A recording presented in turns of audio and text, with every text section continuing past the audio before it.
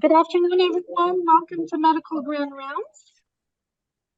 Just a reminder, please, to enter your questions at the end of the presentation. Please enter your questions in the chat, and please answer a brief survey that will be sent to you immediately after the presentation.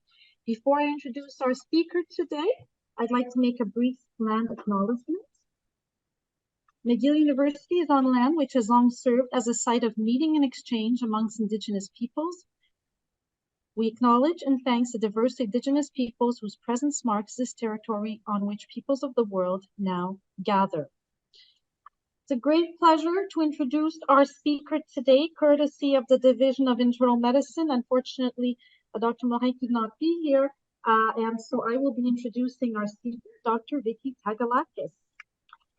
Dr. Tagalakis is Associate Chair of the Department of Medicine at McGill University and Physician-in-Chief of Medicine at the Jewish General Hospital. She's a research scientist in the Center of Epidemiology and Community of Studies, Lady Davis Institute for Medical Research at the JGH. Her clinical interest is in the diagnosis and management of venous thrombotic disorders, and her principal research interests focus primarily on the epidemiology of venous thrombosis, primarily in cancer patients. She has held over $10 million in grants and authored more than 100 peer-reviewed publications. She co-leads the CanVECTOR Population and Health Services Research Platform. This is a nationwide network that uses large-scale administrative databases to conduct population-based studies on quality of care and effectiveness related to the management of venous thromboembolism. She's a co-lead of the Office of Canada's clinical guideline statements and sits on several international committees related to advancing research, awareness, and policies concerning cancer-associated thrombosis. It's with great pleasure that I invite Dr. Tagalakis to give us our presentation today. Thank you very much for joining us. Thank you, Dr. Giannetti, for that kind introduction. It's a pleasure to be at these medical grand rounds of the MUHC. To speak on a topic related to thrombosis, specifically looking at the future, really, of anticoagulant therapy with regards to optimizing therapy in cancer patients with thrombosis and tailoring treatment for individual patients today and tomorrow. About now? I'll just maybe stop video in case just to improve the bandwidth. Sometimes issues happen, and then at the end of the talk, I'll be able to come back on. So the objectives of my presentation are threefold. First, to gain an appreciation of current therapeutic options for patients with thrombosis and cancer. Number two, to gain an approach to individualizing treatment approach based on current evidence.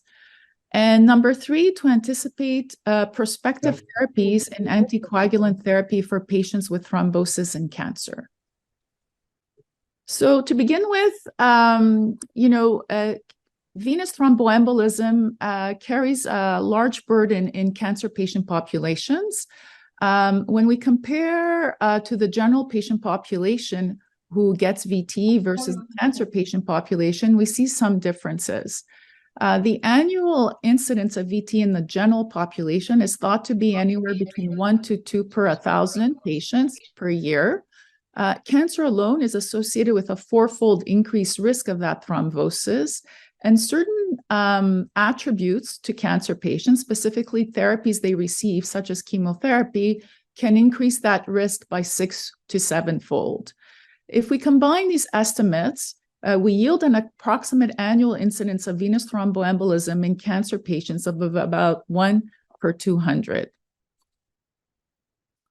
And the incidence, we have clear data to show, epidemiologic data to show that the incidence is increasing for venous thromboembolism in patients with cancer at a much higher rate than it is for patients who do not have cancer.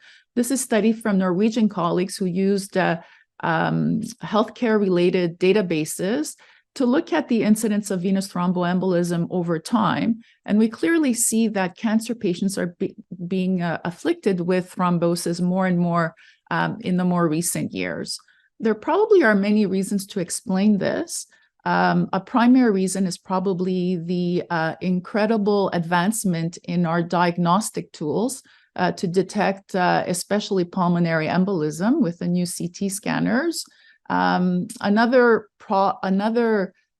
possible reason is the fact that our cancer patients are benefiting from life-prolonging therapies for their cancer, exposing them to more opportunity over time to get venous thromboembolism. We know that venous thromboembolism is also an important cause of death in cancer patients. We see here among community-dwelling patients with cancer, the various adverse events that can occur. Obviously, over close to 3/4 the annual death can be explained to their cancer progression itself. But it's clear that thrombosis itself also plays an important role with an approximate association of about 9% of deaths being attributed to thrombosis itself, and is thought to be the second leading cause of death in patients with cancer. We also know that cancer patients have a very complex journey when dealing with their cancer. And as a result, that risk of VT varies according to that journey. We see that from the time of diagnosis to end of life for a cancer patient, irrespective of that time period, there are stages during that journey where the risk of thrombosis modulates according to that factor. So, for example, during hospitalization, the risk of thrombosis, as it does in our general patient population, increases markedly for a cancer patient, especially if they're undergoing surgery during that period of time. Chemotherapy and some of the other therapeutic modalities that are used in the treatment of cancer patients can also modulate that risk of thrombosis. We know metastatic disease or advanced burden of cancer also impacts a higher risk on patients. And we know that during remission or where there is an improvement in response to therapeutics to cancer patients, this is a time that many of us who practice thrombosis medicine with cancer patients who have been affected by a thrombotic episode, we often do have these questions determining whether or not during a period of remission, can we stop antithrombotics, or can we at least perhaps decrease or modulate the dose down, given that the epidemiologic data does suggest that that risk also decreases. Here is that, again, that a Norwegian patient population study that I mentioned earlier that gives a nice display here of the impact of therapeutics on the risk of thrombosis in patients with cancer. And the red line at the bottom are patients who are not receiving any treatment. And as you can see with the various type of modalities from chemotherapy, protein kinase inhibitors, anti-angiogenic therapies, immunotherapies, and other targeted therapies, the risk does increase during this period of time. And in fact, there are already, and I won't be presenting this data specifically here in this talk, but there are trials, and we were involved in some of these studies that have shown that primary thromboprophylaxis with direct oral anticoagulants can actually be helpful in mitigating risk of thrombosis in high-risk individual cancer patients who are exposed to chemotherapy. And these are patients who are followed in an ambulatory type of setting. Here is a figure that shows the impact of the type of cancer on the risk of thrombosis. And the reason I put this up there is just to show that across the board over time, the incidence of thrombosis in the various subtype of cancers has increased dramatically from the early 1990s to now in 2023, where we are seeing a higher burden of thrombosis in our cancer patient populations. And also, this is a nice reminder of the risk or attack rate, I guess, of thrombosis in the various subtypes of cancers, with the leading tumors being pancreatic, GI type of cancer, such as liver, biliary, ovarian, and stomach. But we do know certainly that our patients that do get a venous thromboembolic event also carry high risk of recurrence of VTE and also have a high risk of major bleeding while being treated for their venous thromboembolism. And this is an older study, but it brings the point forward that patients with cancer, as compared to patients without cancer, consistently have a higher rate of recurrence despite therapy, up to 20%. And this is probably during the VKA era, and probably less now with more of the new novel agents like low molecular weight heparin and DOACs. But nonetheless, this brings the point forward that VT, once a patient with cancer gets a venous thromboembolic disease, this is considered sort of a chronic condition in them, and that their risk of recurrence remains high. Equally important to highlight is that the risk of thrombosis is not the only issue that we deal with in these patients. They also do have a high risk of major bleeding. And this is irrespective as compared to patients without cancer. And this is obvious, a concern for us when we anticoagulate these patients. But moreover, at a baseline risk without anticoagulation, that risk of bleeding is also elevated for various reasons. These are the patients that are most likely to have coagulation problems, platelet problems, compression issues on vessels from tumors, and so on. And so their risk of bleeding is high as well. So our treatment regimens have evolved over time and have taken into consideration these baseline risks of recurrence and major bleeding. The armamentarium for the management of cancer-associated thrombosis has evolved from the vitamin K antagonist to low molecular weight heparin to now the direct oral anticoagulant. So we'll take a little look at how this evolution has occurred. So originally, vitamin K antagonists were the mainstay of therapy for thrombosis, irrespective of the patient having cancer or not. It was in the early 2000s that studies began being published to look at the impact of having low molecular weight heparin as monotherapy to treat cancer-associated thrombosis. It was clear that these studies over time collectively were able to show that compared to vitamin K, the efficacy or the rate of recurrence was much less with low molecular weight heparin than it is with vitamin K antagonist, with similar safety profile when comparing vitamin K antagonist to low molecular weight heparin. Slowly, because of the accumulation of these studies, it became standard of practice in 2003 to 2005 that low molecular weight heparin monotherapy was the preferred agent for treating patients with cancer-associated thrombosis, given that there was a higher efficacy compared to vitamin K antagonist with a similar bleeding profile, and obviously the preferences regarding managing Coumadin or vitamin K antagonists in patients who do have cancer and have fluctuations in their INRs due to many, many factors that impact vitamin K status in cancer patients, make it a lot more preferable to use low molecular weight heparin. I bring up as part of the first study that really looked at low molecular weight heparin versus vitamin K antagonists and considered to be the landmark study is the CLOT study. And I don't bring this up to basically go through this study, as many of us are quite aware probably of the importance of this study vis-a-vis launching low molecular weight heparin as the standard of care for cancer-associated thrombosis.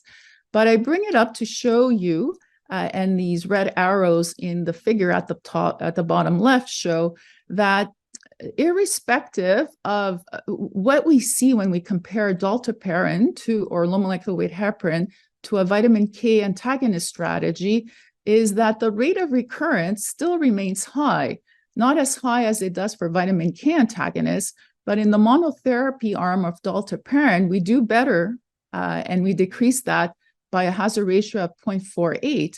But the absolute risk of having recurrent VT in these patients is close to 10%. So it does remain a significant issue, and there's a lot more work that needs to be done to be able to drive that risk lower down. Similarly, we do see that major bleeding is also an important and persistent issue, whether you're treating the patient with vitamin K antagonist or dalteparin or low molecular weight heparin. So when we look at the evolution of anticoagulant therapies and looking at the different treatments in cancer VTE trials, we see clearly that gradually after the initial landmark study in 2003 of the CLOT trial, there were a few other low molecular weight trials that were published at the time, but it was then in 2008 that we started seeing the impact of direct oral anticoagulants, first in the treatment of VT in the general patient population. But slowly, there were 3 studies that were published in a relatively short period of time thereafter that really launched the usage of direct oral anticoagulant in this patient population. Specifically, I won't go through all these studies, but I will highlight some nuances that I think are important as we go forward into the new treatments that are potentially going to have an impact in this patient population. First was the edoxaban study, or the HOCUSI study, and this compared edoxaban versus low molecular weight heparin. And again, in this figure, what I want to show is that, to backtrack, the study was able to show that recurrence of VT was similar between edoxaban and dalteparin. E is for edoxaban, D is for dalteparin. And major bleeding, there was a signal that edoxaban did have a statistically significant higher risk of major bleeding. I should say that this study reported as a primary outcome the combined outcome of recurrence and major bleeding as one primary outcome. But for the sake of driving a point home, which is that I want to show vis-a-vis the recurrence rates, that even with edoxaban, we still see rates of recurrence of 7.9% in a clinical trial, driving forward the point that obviously these patients are quite thrombotic, and really there is a lot more to be done to be able to improve on this rate. This major bleeding signal, though, is an important signal that has really been impactful for us in how we manage our patients. It was a signal that was also seen with the rivaroxaban study that called the SELECT-D study that looked at also rivaroxaban versus low molecular weight heparin, and similarly also showed a signal for major bleeding that was obviously something that driven down. Just to backtrack, the SELECT-D study did have issues vis-a-vis design and issues of being stopped early, but it did drive home that there may be a signal vis-a-vis major bleeding that was further looked into both in the edoxaban study and in the SELECT-D or the rivaroxaban study, that these rates of bleeding when driven down to the subtypes were primarily in the gastrointestinal tract. And furthermore, we see here that when we're looking at the gastrointestinal tract, they were limited mostly to bleeds in the upper GI tract. So this was seen with the edoxaban study. Now, these are sub-analyses and need to be taken in with that type of point of view, as they were not primary analyses set out with the protocol in the initial protocol. But it's something that has been discussed with the edoxaban group and the rivaroxaban studies of this upper GI bleed signal. Now, when we look at the sub-analysis of major bleeding in GI versus non-GI cancers, we see it clearly here when we compare patients who have GI cancers, and this is primarily upper GI cancers, versus patients who have non-GI cancers. We do see that the edoxaban group does have a higher risk of major bleeding. The apixaban story is a little bit different.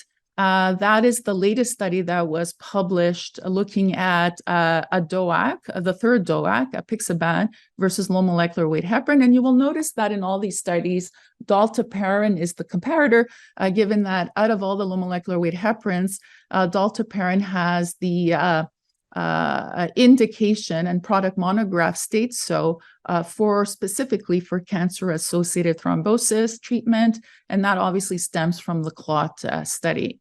But what we see here in the apixaban study versus dalteparin study, number one, these rates of recurrence are less than they were in the other studies, the SELECT-D and the edoxaban study, and even the clot studies of 5.6%.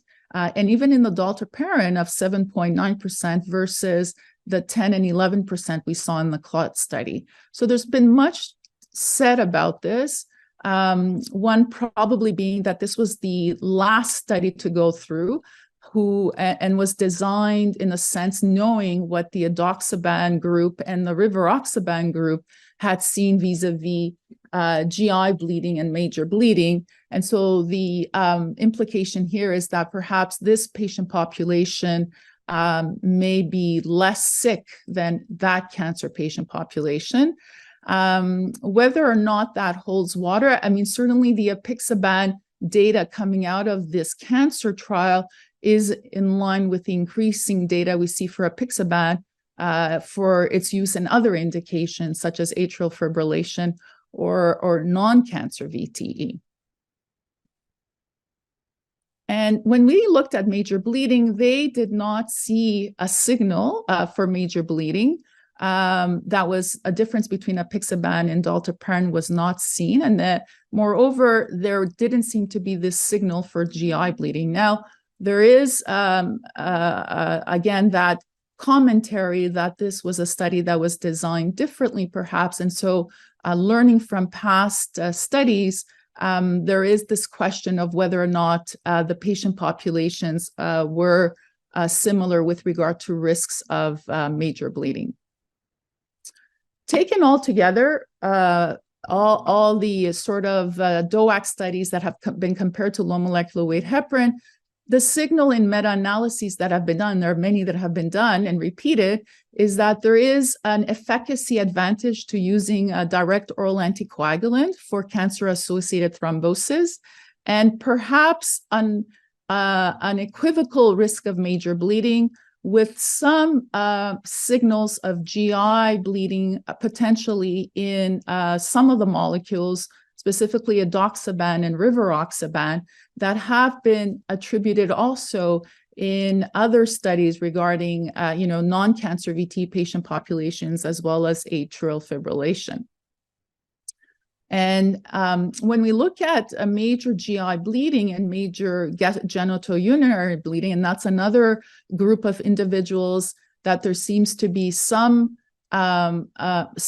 interest vis-a-vis the bleeding risk being elevated, we see here when those sub-analyses are done in a meta-analysis fashion, the signal seems to be observed. And so what do the practice guidelines say? Well, here I have some of them, and it's clear that DOACs or low molecular weight heparin, and in some guidelines, DOACs are preferred over low molecular weight heparin, but it's clear that all the guidelines do point out this differentiation vis-a-vis gastrointestinal and genitourinary cancer in some of them, that caution should be taken when considering using DOACs in these patient populations, and favoring perhaps low molecular weight heparin for these patients. And so when we manage cancer-associated VT treatment, we do take a risk-adapted approach. So we individualize it to begin with by looking at the type of cancer we're dealing with. The patient with what type of cancer they have. And often that discrimination occurs at the point of determining whether or not this is a upper gastrointestinal or genitourinary cancer, where we are cognizant and aware of the nuance regarding some of the DOAC data regarding a signal for bleeding. We then look at drug-to-drug interactions, as these can be important when using the direct oral anticoagulants, as they do have significant, at least from pharmacologic data, that there are significant drug-drug interactions due to the CYP3A liver hepatic mechanisms for drug metabolism or the gut transporter protein. Whether or not clinically those are important is an ongoing debate. And of course, we also look at features that increase one's risk of bleeding. So certainly if we're picking up a higher or a signal for an important risk of bleeding, then we are very cognizant of the fact that other added features that may increase one's risk of bleeding need to be determined or at least assessed in these patients. And this is obviously what I alluded to, some of the drug-drug interactions that we consider. And this is just to show you that although, these are the documented interactions and their relevance, as I said earlier, may not be, important or the clinically relevant, we do know that, apixaban, edoxaban, and rivaroxaban do impact some of these metabolic mechanisms used to at least also be important in the metabolism of some of the chemotherapeutic agents that are used for these patients.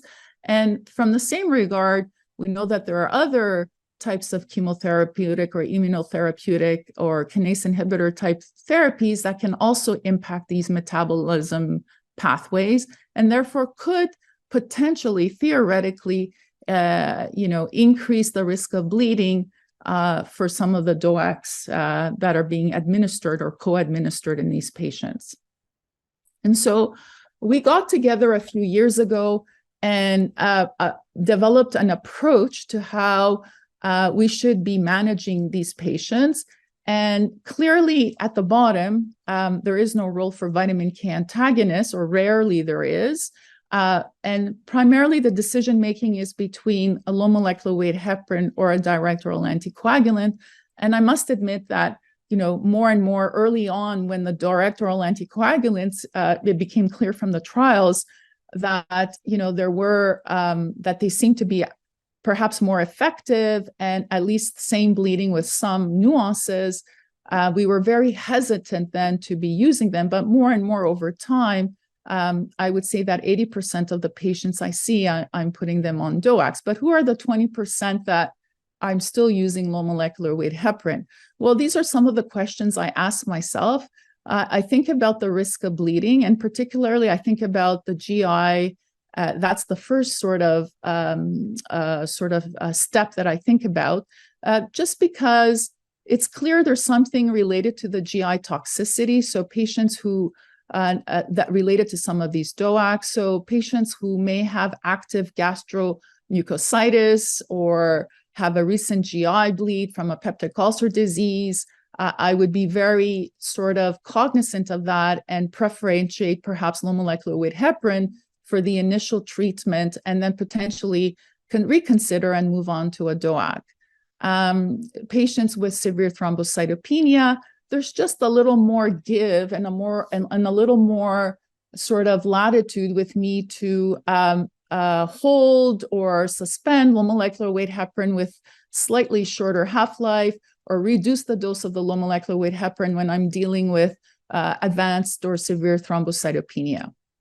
And so these are some of the things that I think about when addressing a risk of bleeding. But the next question ends up being the type of cancer and that stratification of determining if it's a GI or a GU malignancy, and specifically an upper GI luminal malignancy.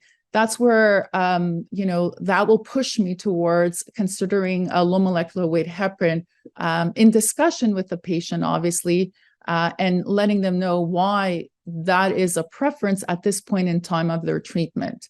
And then obviously there's other considerations like drug interactions with DOACs that, I constantly work with my pharmacist in making sure that we at least are not dealing with something that potentially is a severe type of drug-drug interaction and that we should be avoiding. This obviously has more to play with DOACs than it does with low molecular weight heparin. And we want to highlight here that this is a constant reassessment with the patients, and we do see them more frequently as I showed earlier, their timeline, where different aspects of their therapy and or progression of their cancer does impact their risk of thrombosis. And as a result, we need to tailor the therapy that we have initially chosen to that timeline. So we just went through the landscape of how we began with, vitamin K antagonists, moved on to low molecular weight heparin, and then finally the direct oral anticoagulants. But there are some new kids on the block, so to speak, and the latest novel anticoagulants on the block are the factor 11 and 11A inhibitors.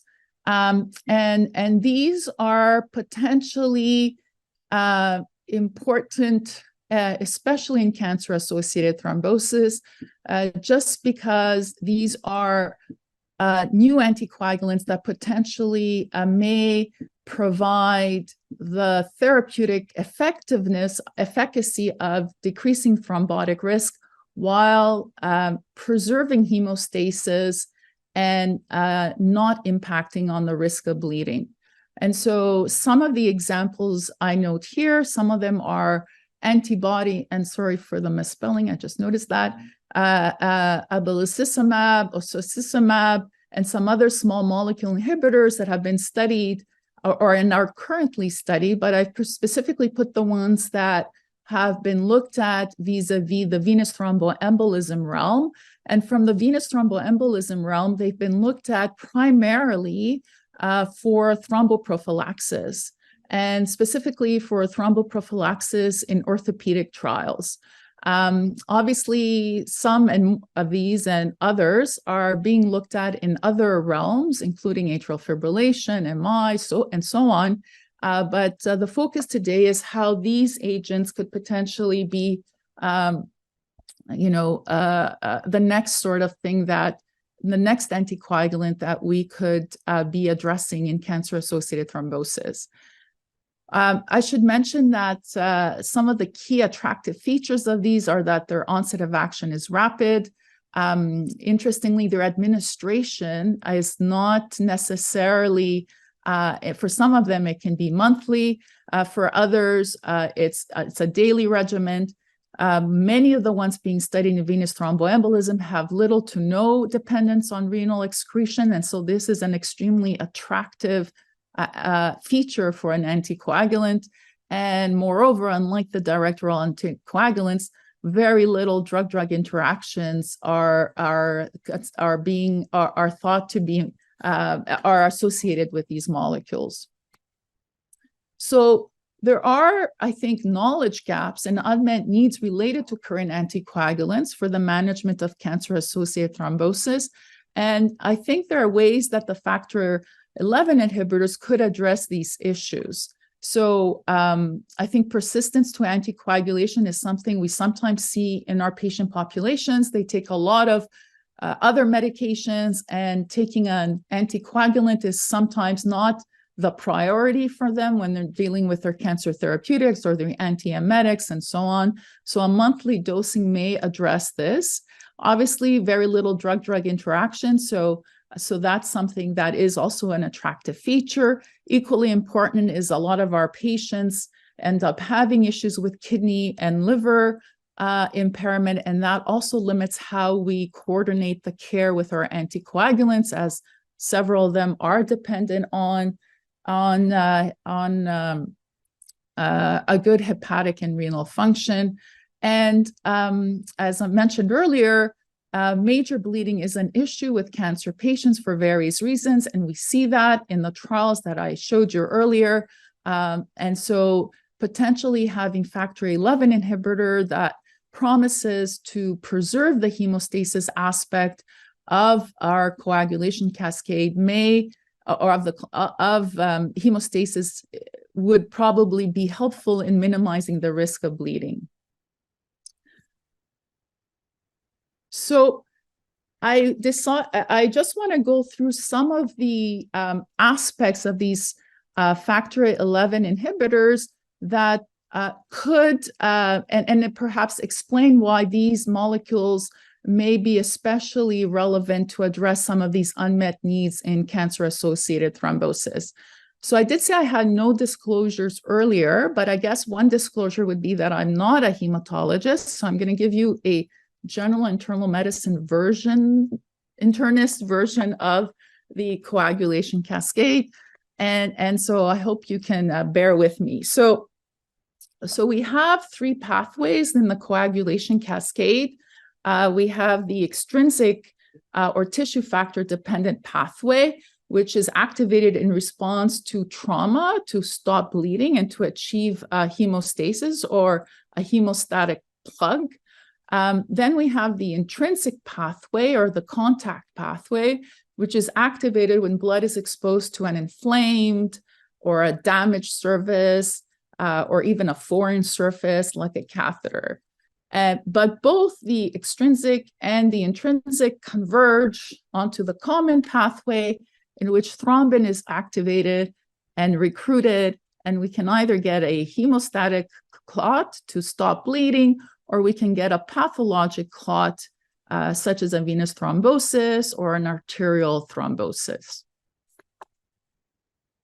So our current anticoagulants, as we know them, work largely via their effects on the active forms of thrombin, factor 2 or factor 10, and both of these are common pathway constituents. So we're looking at the heparins, we're looking at vitamin K antagonists where they impact the different coagulation factors, but primarily thrombin and factor 10, and as well as the DOACs. And so one can easily see that they are important and both thrombin and factor 10 are as important in the host response to injury as they are in thrombosis. And their inhibition, therefore, would compromise hemostasis to some extent if they are to be, effective antithrombotics or anticoagulants. So then you can imagine, therefore, in patients that are both at high risk of thrombosis and at high risk of bleeding, such as our cancer patients, that these agents could be problematic. So perhaps if we look at hemostasis and thrombosis, when we're looking at this pathway, we can see that they are two related but by distinct processes. And I like this figure because it kind of uncouples these two distinct processes, and we can look at how our new novel agents can impact one more than the other. In thrombosis, thrombus formation within the blood vessel partially or completely blocks off blood flow, as you can see here, leading to organ damage. But this is not necessarily what happens in the hemostatic part of the clotting cascade, which leads more to achieving hemostasis when there's trauma and leading to a physiologic clotting. And so it's interesting to see how these processes are activated. So if we took hemostasis, again, this is the physiologic response to coagulating to seal off an injured vessel wall. We want this. This is a defense mechanism. It depends very little on factor 11. It's initiated when factor tissue, so we have initiation of by factor 7 in the blood binds to tissue factor exposed at the site of the blood vessel injury. The complex then activates a limited amount of prothrombin into the key coagulation enzyme, which is thrombin. And the early thrombin generation initiates what we know, the fibrin formation from the fibrinogen, and it forms this unstable clot down here. Then the clot complex also, that we see here in the next pictogram, can amplify and initiate factor 9 to come through the common cascade to further amplify this process to stabilize the clot. So this is important vis-a-vis, over hours to days when one wants to continue to maintain active hemostasis. There is an amplification process that occurs through factor 9. And then finally, only later on will factor 11 play some role in consolidating this clot formation through activation of thrombin. And this may be important in areas that are related to maintaining hemostasis in more complex or different special types of bleeding, especially oropharynx and mucosal type of bleeding. And so, in fact, with patients who do have factor 11 deficiency, they relatively don't get those major bleeds that we often see with hemophiliacs A and B in large joints or intracranial bleeds and so on, or these spontaneous bleeds in muscles. They often do get less severe type of bleeding, and this is the mucosal type of bleeding that we often see with these folks. Now, when we're looking at the thrombosis, the pathologic coagulation with clot formation in the vessel is actually believed to be driven by factor 11. And that's an interesting, and in most cases, it is quite a theory, and it's something that is supported by some data that I'll show you later. It appears that tissue factor here appears to be triggered, when it's exposed to vascular injury, so an atherosclerotic plaque, for example, that ruptures, or some issue with the endothelium that is exposed to inflammation or leukocytes that are activated, or a diseased endothelium, and that activates the tissue factor, factor 8 complex, and that leads to thrombin generation, and of course then that leads to thrombus that gets formed in the vessel. But it is thought because of the local tissue factor concentration may not be high enough, or the capacity may not be high enough to drive that thrombosis, then there is a thrombin sort of feedback loop through various microparticles vis-a-vis platelets, expression of chromatin through neutrophil extracellular traps that further enhance the cascade to further propagate the thrombus. And where we see a role for factor 11 is in this area. And so that seems to be a driver in this type of pathway.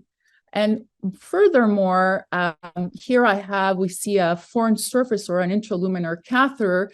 And when we have contact surface via an abnormal surface like a central catheter, it is then also that factor 12 may further initiate this process. So it's very interesting to kind of see where potentially factor 11 may play a role upstream on the contact pathway, and as a result, preserving the functionality of the tissue factor pathway to potentially decrease the amount of, to preserve hemostasis and to therefore decrease bleeding, especially in patient populations that do need that antithrombotic, but also carry a high risk of major bleeding. And if we can mitigate that through manipulating the pathway in this regard, I think that's a winner for these patients. So where is this evidence to support this theory? There's three sort of levels of evidence.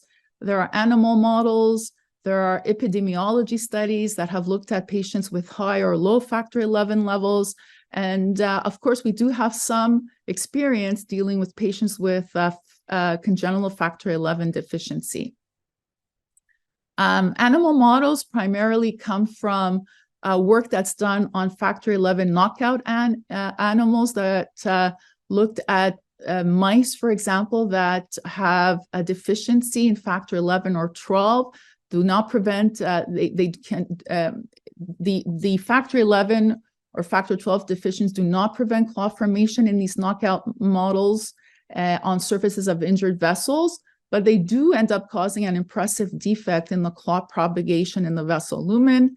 And moreover, these knockout, factor 11 knockout in animals are also associated with increased fibrinolysis, where there is fibrinolytic degradation of plasma thrombi introduced into these jugular veins of rabbits and mice who end up having 2 times greater in the presence of neutralizing anti-factor 11 antibody than controls. Moreover, there are epidemiologic studies, and I show a few here, that have shown that high levels of factor 11, there is an association with the risk of VTE. This is an older study that looked at and that enrolled patients in a case control study of patients enrolled in the Leiden thrombophilia study, where there were factor 11 levels measured. And it was noted that factor 11 levels above the 90th percentile was associated with a 2.2-fold higher odds ratio for DVT. And this seemed to be a dose-response relationship between factor 11 and the risk of VTE. And this persisted despite adjustment for other risk factors, including related to factor V Leiden or other thrombophilic conditions. In a UK study of over 370,000 participants in the UK Biobank and 2 large-scale genome-wide association studies, there was a genetic disposition to lower factor levels noted, and it was associated with reduced risks of VTE, reduced risks of ischemic stroke, without having an increased risk of major bleeding.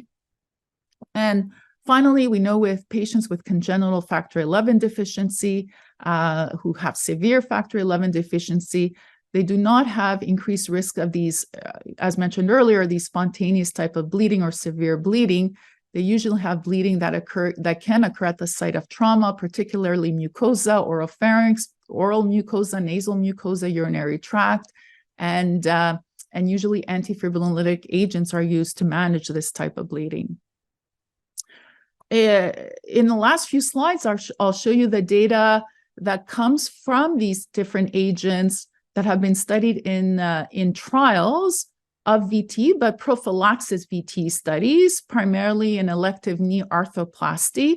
And you see all of them recently been published, and all seem to show at least equivalence vis-a-vis direct oral anticoagulants with no excess bleeding. Equivalence vis-a-vis low molecular weight heparin, as the comparator in all these studies were low molecular weight heparin, specifically enoxaparin.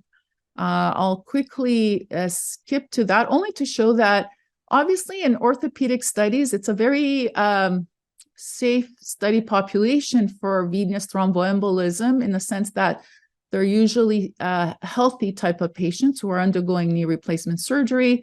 And the use of venography is common in these types of studies, where both asymptomatic and symptomatic VTE is looked at as a primary outcome.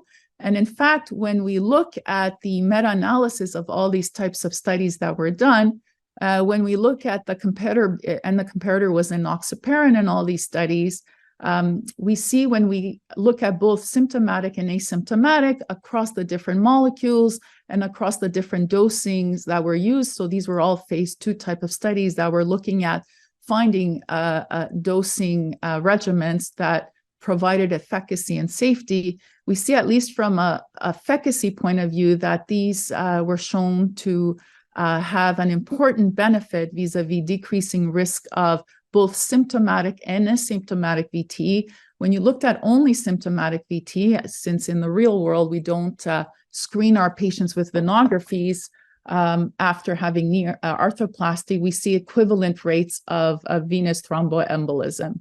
And on the other flip side, looking at major bleeding and clinically relevant non-major bleeding, we also see an advantage to these new agents. This slide is just to show you that there is the novel agents are being looked at across different types of conditions. This is just a small list. There are many others, but certainly we are going to be seeing a lot of information coming in vis-a-vis these newer anticoagulants. And we're probably at the preface of really seeing a change in how potentially we will be treating these patients. One of the studies I want to allude to is the abelacimab for cancer-associated VTE. It's and there is no other study currently being done, although I do know that some are being discussed and being looked at vis-a-vis non-cancer-associated VTE. But abelacimab is the program is now being looked at in cancer-associated VTE. There are two studies called ASTER and Magnolia. Both are looking at the standard of care. Comparing ASTER is comparing abelacimab to apixaban, and that's because as I showed you earlier, DOACs are now guideline recommended therapy in a large subset of cancer-associated patients. You'll notice that the endpoints are to show non-inferiority in VT recurrence, but to show superiority in major bleeding and clinically relevant non-major bleeding. There is Magnolia, which looks at the subset of patients that I've highlighted, and those are the patients with GI and GU cancers, where dalteparin is favored in this type of subset of patients. And so equivocally, we're having these two studies being run to address this important issue in cancer patients with VTE.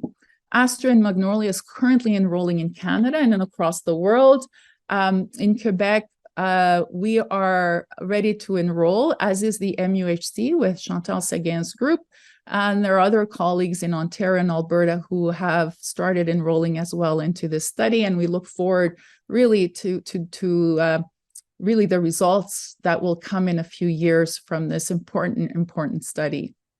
So in conclusion, I hoped I was able to highlight to everyone that there is a high risk of bleeding and recurrence of thrombosis in patients with cancer and VTE.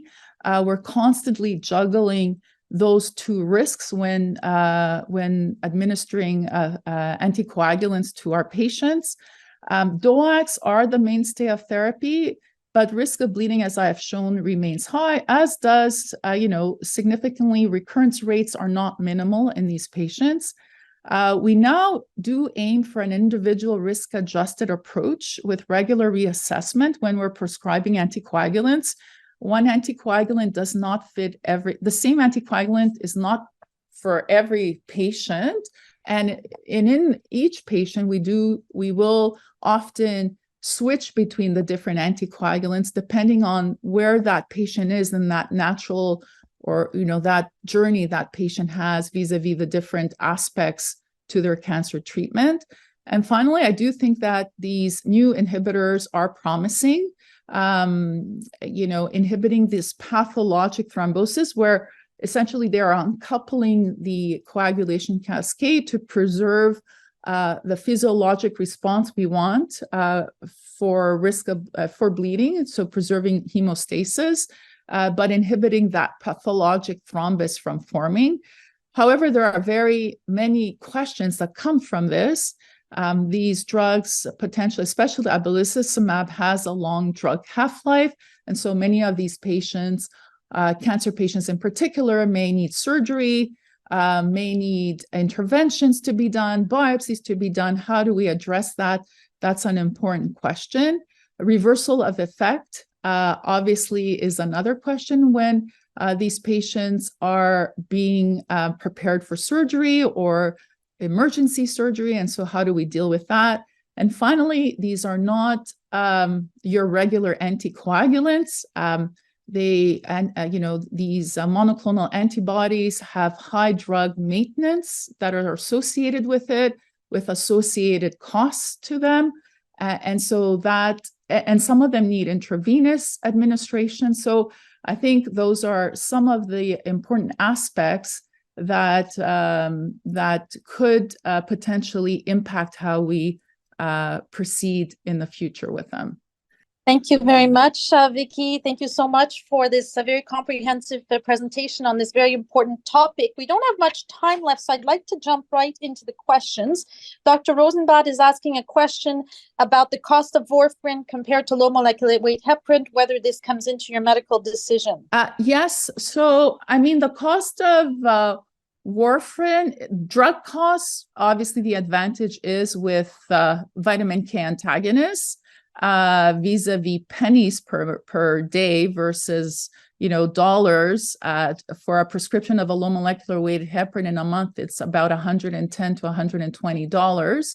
But obviously with vitamin K antagonists, we have shown in those trials that they're not as good as low molecular weight heparin or the DOACs in mitigating the risk of recurrence. And so there are probably a lot of cost savings down the road vis-a-vis preventing that next recurrence, allowing patients not to stop, for example, their anti-cancer therapy because they've just had another big PE and can't proceed, for example. But it's an important question, and there are times where patients' co-pays, for example, are maximized on their cancer therapeutics and other related medications.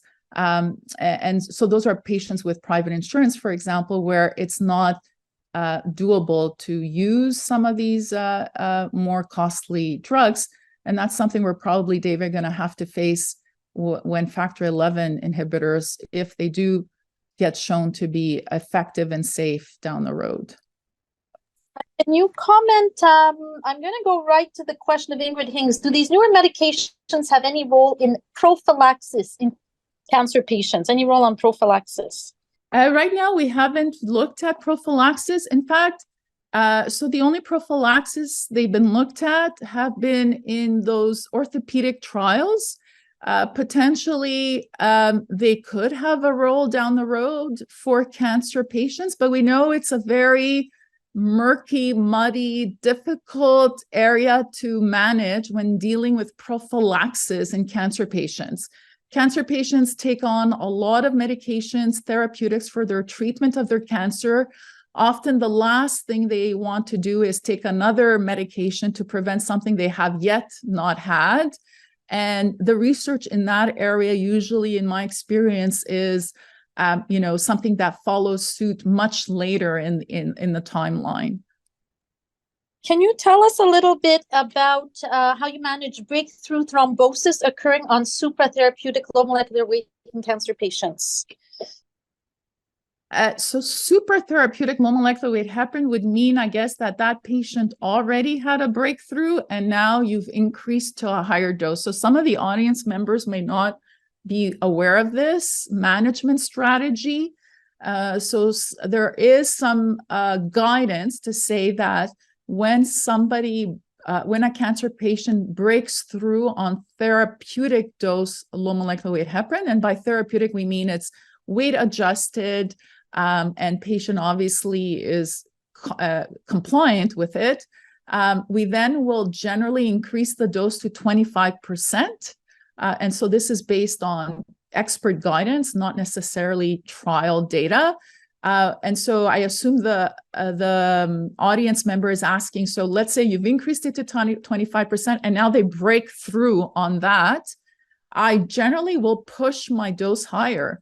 As long as the patient's not bleeding, I'm comfortable to move up higher on the dose with closer follow-up.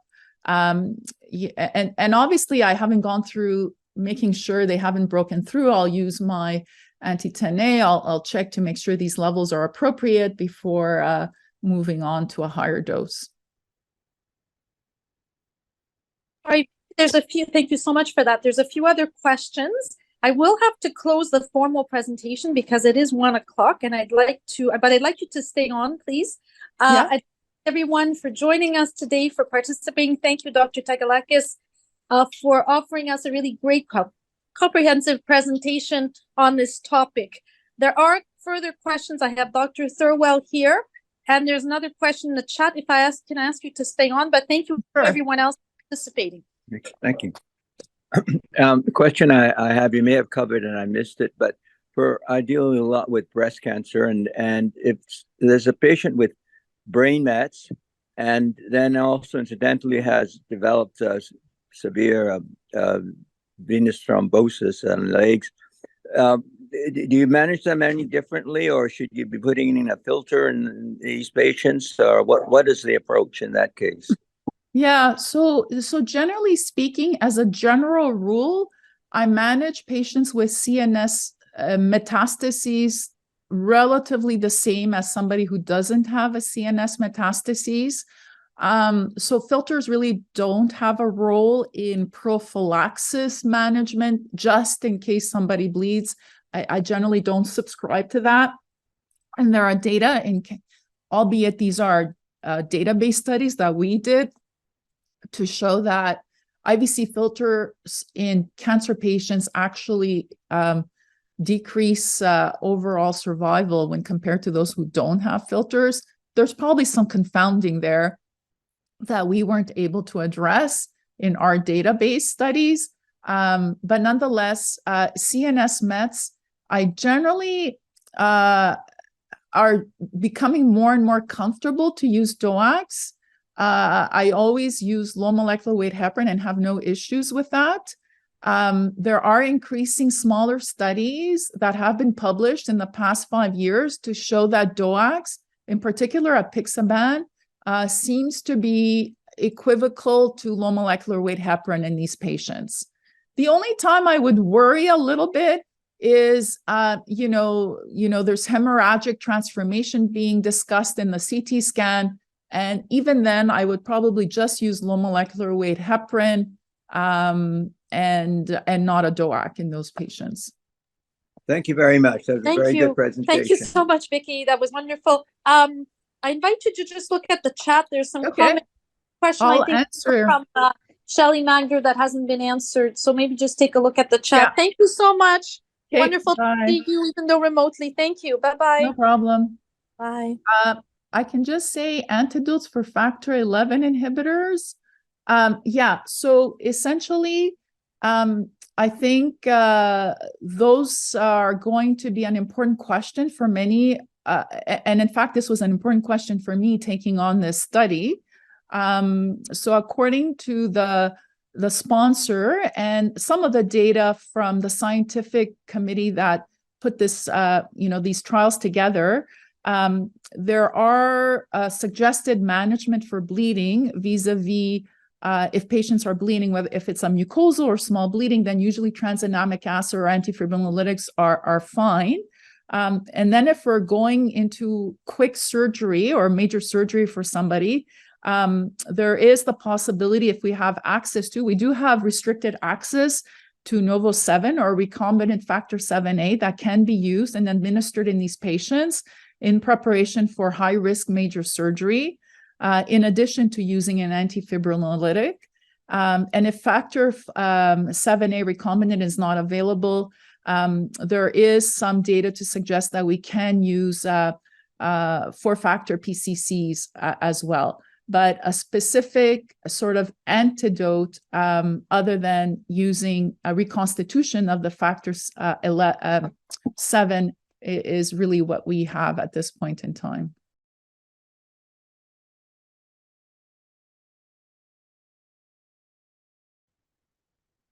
I think those are it. Okay, thank you, everyone.